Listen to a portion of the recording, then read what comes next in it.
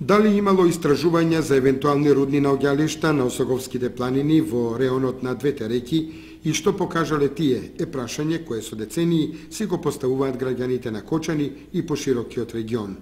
Очевидци на искупувањата кај Црна река, делумно како сеќавање и како приказна, зборуваат за тоа дека на неколку стотини метри над вливот во Бела река во времето на поранешна СФРЈ се копале тунели, но тие потоа биле дебело забетонирани.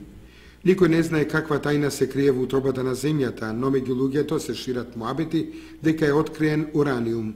Наводно и во водата на Оризарска река имало присуство на оваа ретка и скапа руда. Љубопитните за можноста од постоење рудно наоѓалиште, неизградувањето на браната Речани пред неколку децении го потврдуваат токму со овој момент.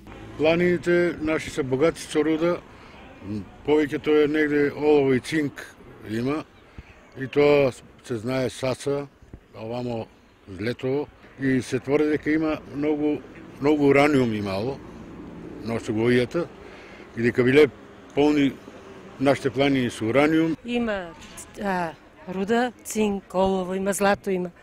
И тука сега на Осоговијата нешто радиоактивни материи има на нашата Осоговија. Жителите од селата во реонот на Костиндол, Небојани и Пресека велат дека Осоговските планини сигурно и овде кријат рудни богатства, но без да се знае од кои причини тие засега не се експлоатираат. Верувањето во таква можност ја подгреваат и активностите на австралиски тим, кој последниве месеци истражува по Осоговието, покрај другите руди и злато.